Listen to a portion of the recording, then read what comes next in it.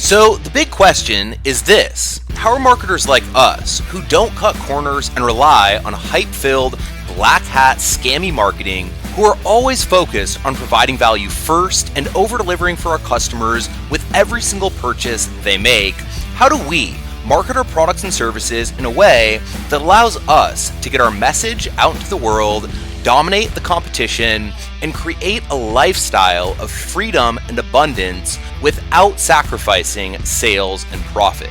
That's the riddle, and on this show, you'll find the answer. Hey, my name's Misha Wilson, and welcome to Marketing with Misha. What is going on, everyone? Misha Wilson here, coming at you for another episode of Marketing with Misha from the bright and sunny island of Maui, Hawaii. Let me know what your name is and where you're coming in from as you hop on here and pay attention to today's episode of Marketing with Misha. Today I want to talk about a topic that a lot of people like to discuss and bring up, and a hook that a lot of marketers use that personally I believe, or I know for a fact actually, ends up backfiring for so many of the consumers in our marketplace based on a mindset that it goes ahead and creates. So let me know what your name is and where you're coming in from. Let me know with a quick yes in the comments box that you can see me and hear me loud and clear. Give me a quick 1 if you can see and hear me loud and clear.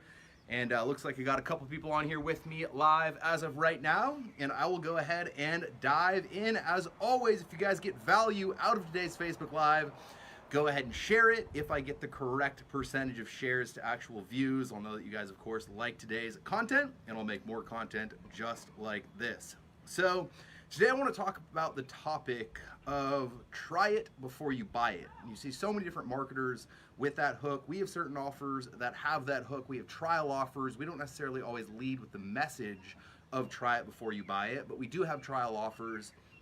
But a lot of marketers really play up the try it before you buy it, try it before you buy it, try it before you buy it. And it's because consumers really love it within our marketplace, right? And if you look at everything out there, the number one thing that most people want is they want some type of certainty, some type of guarantee, some type of security around when they go ahead and make the purchase. And I remember way back when I was first getting started, the only type of offer I would buy was a try it before you buy it offer. Now, please take into account that that's when I was failing miserably.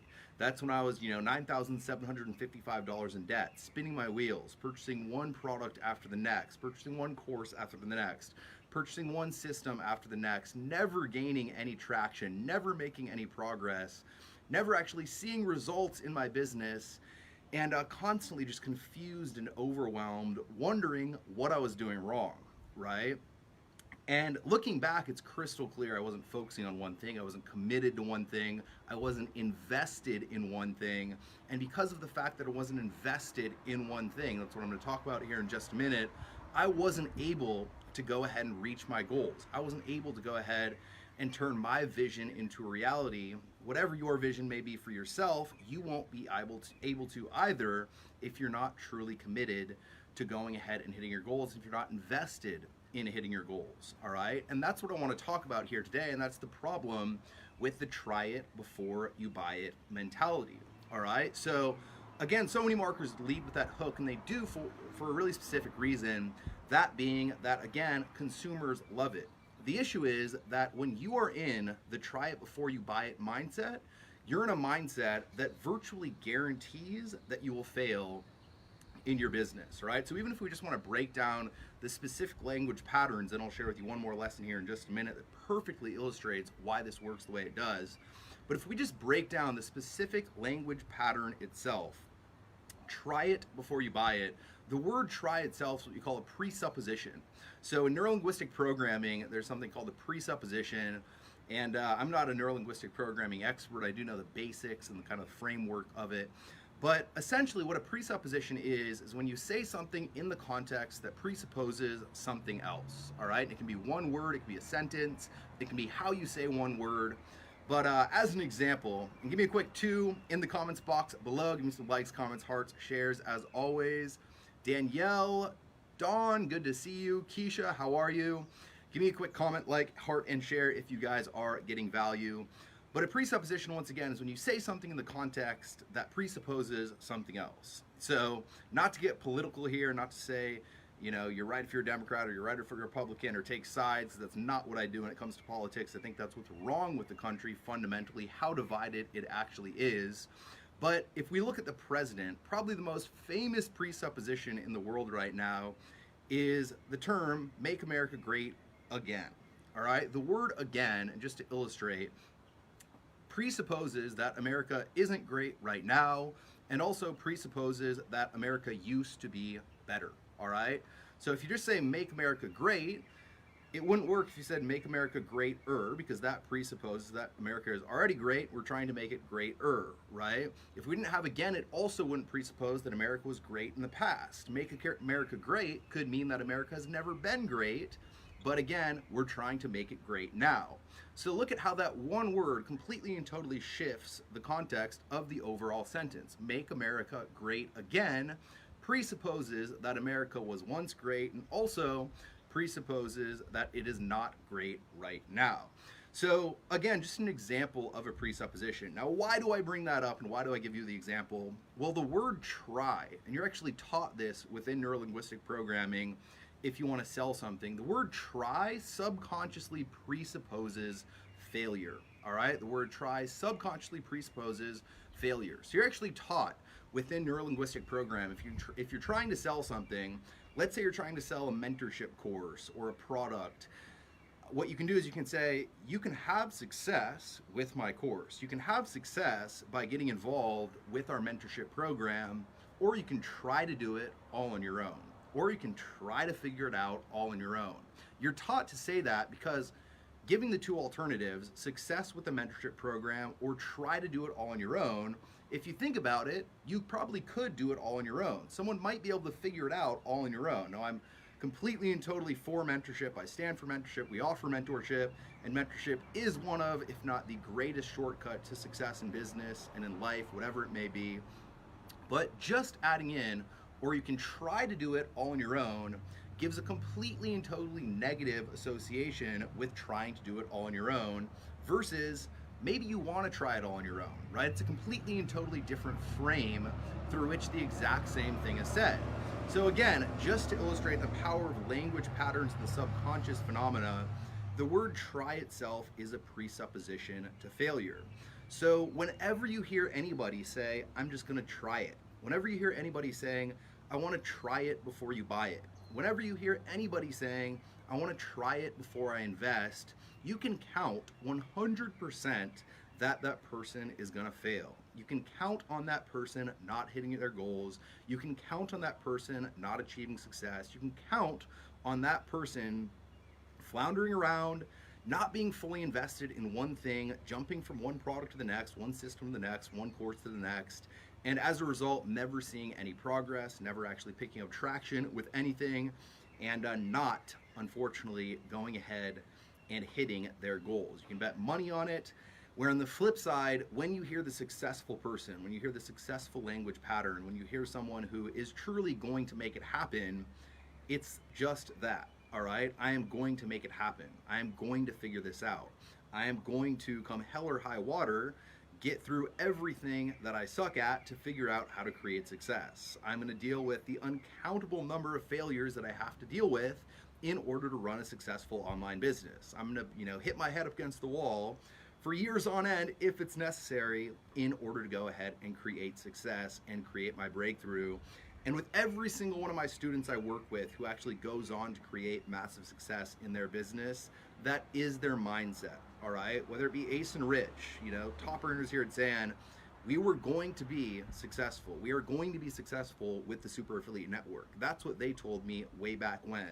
Whenever I have a top earner come on board and I'm talking with, one versus the other, this could be a super affiliate with a bunch of experience looking to promote our stuff. And if he says, I'm just going to try it out and see how it goes, I don't give that person much attention.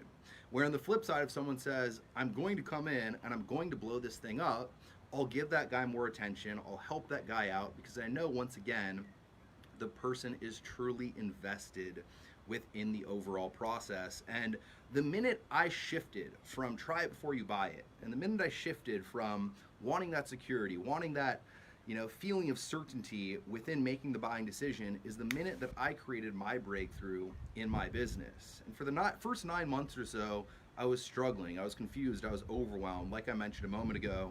And I got in a webinar with a guy named Dagan Smith, my old mentor, and he went ahead and made an offer to us for a mentorship program.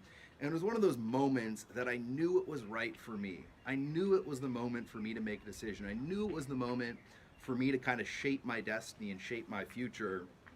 And even though I knew it, even though I knew it was right, even though it felt like Dagan was talking to me the whole time on the webinar, I hesitated. I didn't take action. I didn't invest. I didn't make a decision because I wanted the security, I wanted the certainty of going ahead and being able to try it before I buy it, taking on a test run, and I wasn't ready to fully invest. All right. Now, unfortunately, that pushed my progress back by a couple of months. A few months later, Dagan made the same offer. I went ahead and applied for the offer. I couldn't get myself to make the buying decision, but I applied for the offer. I talked with Dagan on the phone. He shared a lesson very similar to what I shared just now on this Facebook Live, just really in the context of, look, if you're just trying it, if you're just dipping your toes in the water, if you're just kind of, testing the water before fully diving in head first, you're gonna fail. And so the only thing for certain is that if you continue with that approach, you will fail. Where if you, adjust that approach, and if you fully commit and if you fully invest, then again, you have a chance at least to be successful. And he said in words much more eloquently than that. For those of you who know Dagan and follow Dagan, you'll understand. But I got the message, I took action, I invested, I went all in with that program. I completely and totally got rid of the, let me try it before I buy it, let me dip my toes in the water, let me, see if I can do this without any risk. I took the risk, I invested myself, and just based on investing, just based on giving Dagan money way back when, just based on having to part with my finances way back when, I became more serious, I became more invested, I became much more committed to what I did. And before I even went through any of Dagan's trainings, products, services, all of the things that he offered, I ended up going through all of them. It's a different topic. But even before I went through those trainings, I started getting value out of going ahead and getting started with Dagan's products based on the simple fact that me going ahead and making a decision to invest got me recommitted, got me dedicated, and got me truly invested within the overall process. So that's my message for you here today. Give me some likes, comments, hearts, shares. Let me know with a quick 3 in the comments box, or let me know with a quick yes in the comments box if you guys got value out of today's Facebook Live. Anton, William, how are you? Thank you for being on here live with me here today. And as always, if you guys did get value, give me a quick comment, like, heart, and share. Go ahead, tune into tomorrow's episode of Marketing with Misha. And if you want your question answered live here on the show, go ahead and submit the little questionnaire directly above this Facebook Live right now. Get your question in, and we will get it answered once again in the order that comes in. So once again, I appreciate each and every single one of you. Give me some likes, comments, hearts, shares, and I'll talk to you all very soon. All right, guys, later.